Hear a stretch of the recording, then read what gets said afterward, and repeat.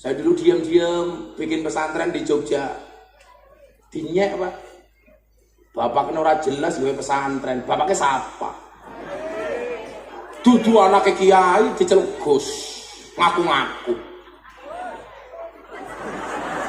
Jenenge ora aji sisan. Siapa ora jelas. Lah kula kali Gus Lan iki mun kenal dangu sebelum saya viral. Jadi minimal ngerti sejarah kula. Sampai puncaknya nyuwun sewu. Tahun 2008 tuh di kamarnya Habib Lutfi, saya diajak masuk. Juragan masuk. Saya tuh masih miskin Pak, dipanggil Habib Lutfi sudah juragan. Ternyata itu doa dari beliau. Alhamdulillah Pak, saya dulu bingung saya nggak punya apa. Sekarang saya bingung apa yang saya nggak punya.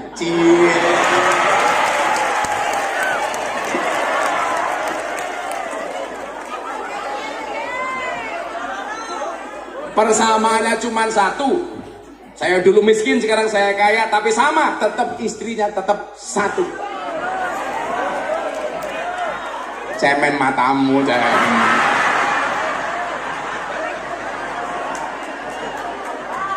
Tapi bener ya, laki-laki istrinya 4 itu Superman, istrinya 3 Powerman, istrinya 2 Gentleman, istrinya 1 cemen.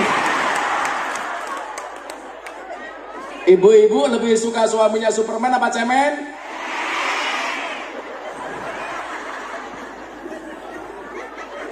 Cemen. Kira apa-apa, kelasnya mau kayak tikus. Belum betul lagi emang siji.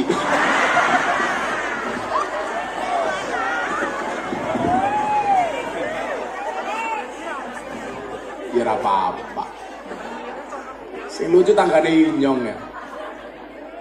Utara rumah saya itu kan kuburan Pak.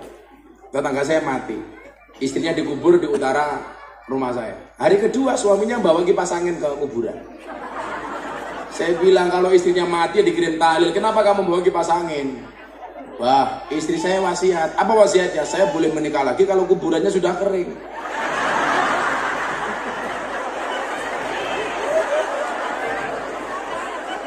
Terus ya saya kipasi bah supaya cepat kering. Delalah musim mudan. Udah garing-garing.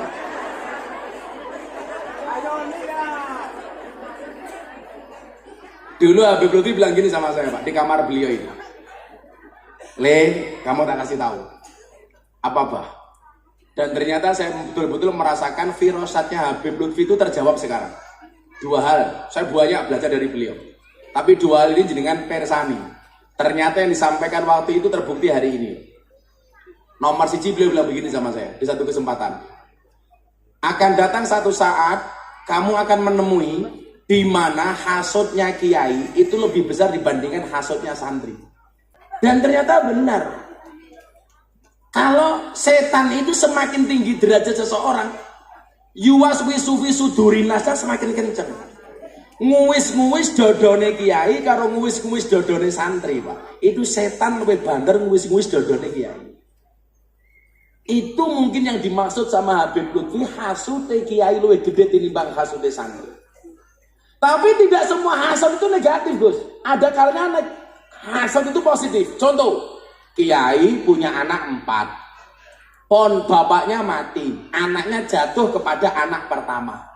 3 anaknya yang kemudian hasut. Hasutnya produktif, meninggalkan pondok kemudian membuat pondok sendiri. Banyak pondok di Indonesia itu yang berangkat dari hasut. Mergo ora oleh warisane wong tua, nesu karo mase nomor 1, minggat gawe pondok dhewe. Nggih napa mboten? Wong niku lah alim soleh, hasute produktif. Tapi kalau orang itu tidak alim, tidak soleh, hasute mesti negatif. Ana ning mau ngelek. Kalau saya sederhana Bu, kok ada orang ngiri, saya nganan.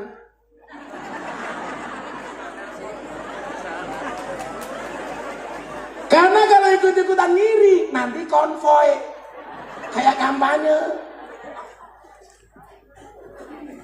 Ini apa sih maksud? Wasarul alamina dawul khumuli idza fa akhirtahum dakarul jududa. Dia mengatakan bapak saya lebih hebat daripada orang ini. Ini jelek banget ini.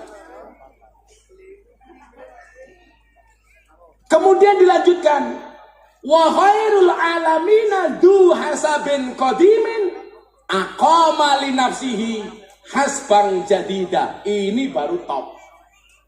Generasi yang paling hebat itu di mana? Ketika dia memiliki nasab yang besar, tetapi dia mampu membangun peradabannya sendiri, membangun kehebatannya sendiri, membangun kebesarannya sendiri. Tidak terpaku dengan memori masa lalu. Bapakku ampuh, tapi saya juga harus bisa lebih ampuh. Makanya saya dulu ingat, rampung kuliah mau dipek mantu sama Kiai Jawa Tengah. Ini Kiai besar. Saya nggak mau, Pak. Saya bilang, mohon maaf Pak Kiai, saya istikharah dulu. Padahal mau nolak secara halus. Lah ngomong, enggak, kan nggak enak. Saya istikharah. Sama mas-mas tuh, kalau suka sama cewek, kamu istikharah. Kok kamu suka cewek janda apa gadis? Nah, pilih yang mana kamu istikharah. Tapi ingat, sebelum istikharah, yakinkan dua-duanya mau sama kamu. Yang menjadi masalah sudah istikharah, nggak ada yang mau modal.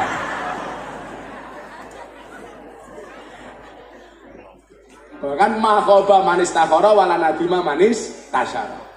Tidak akan rugi orang-orang yang beristikharah dan tidak akan menyesal orang-orang yang bermusyawarah. Makanya istikharah. Ora ana sing gelem mau istikharah ya tetep ora gelem. Akhirnya nangis. Nganggo kuwute Gus Miftah. Jika surat Yusufku tidak mampu meluluhkan hatimu, izinkan kulantunkan surat Yasin sebagai penutup kisah hidupmu.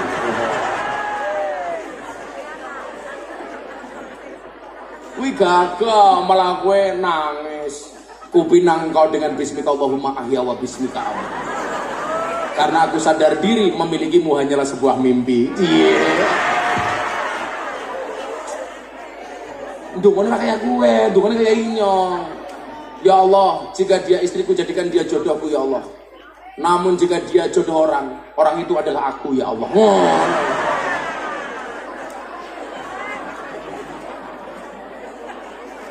Calanang nangis. Cowok dengerin. Jika kamu yakin jodohmu diatur oleh Tuhanmu, maka jangan pernah kamu tumpahkan air matamu di hadapan wanitamu. Iya. Maka pesan saya satu. Cintamu boleh kandas, tapi karirmu harus jelas. Kenapa? Karena karir yang jelas akan mengundang cinta yang berkelas. Maka tutuplah wajah burukmu dengan bagusnya rekeningmu.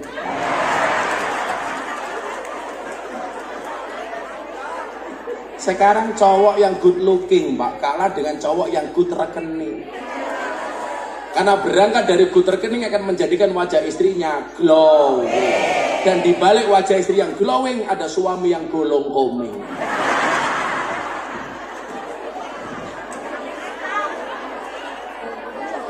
Ngopi-ngopi selakadem ya. Usah, ini nggak usah panas.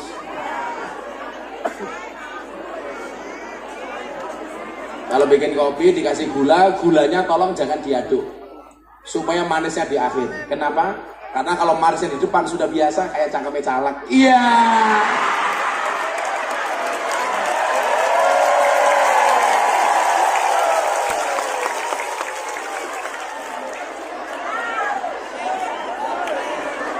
Angkat calak.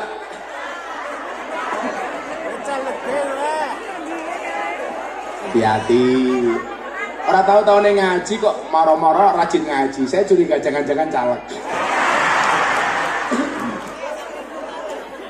Jarang tersenyum, mendadak kok wajahnya cerah, banyak senyum. Saya curiga jangan-jangan caleg.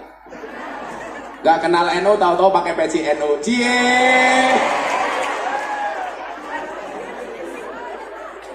Kira apa-apa usaha. Caleg itu biasanya modalnya dua, Pak. Berani dan sabar. Berani mengumbar janji dan sabar dalam melaksanakan janji-janjinya. Biasanya begini, itu di Jogja, Pak, di Jogja. Kalau di Cilacap insya Allah. Luwih nemen. Kopi. Ini langka. Ya, selamatan dessert ya. Ini apa ini? Hadro apa? Lemu temen ya?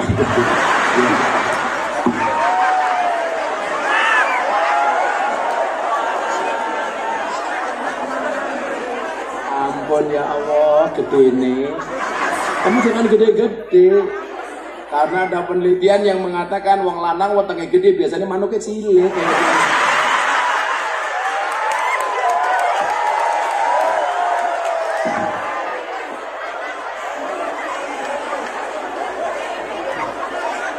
Mas siapa namanya? Asmi. Asmi dibledos ini penting ini.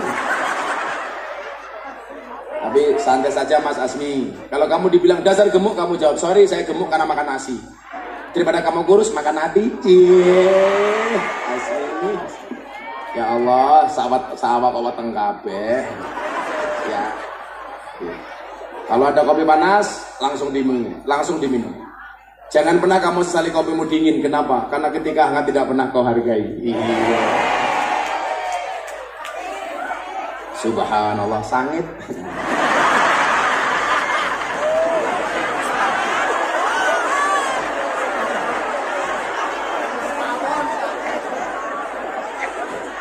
Saya itu harus ngopi Pak, karena hidup itu butuh inspirasi bukan halusinasi. Kata.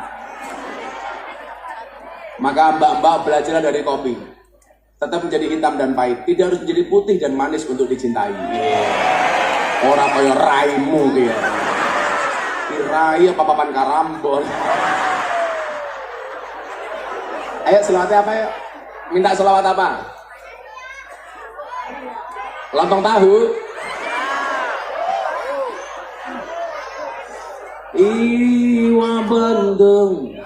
Iwa bandeng ono iwa sepat, tak miring gandeng, muka-muka bojone papan. Selagu pada siapa mau kali saya? Ayo nyanyi, selawat.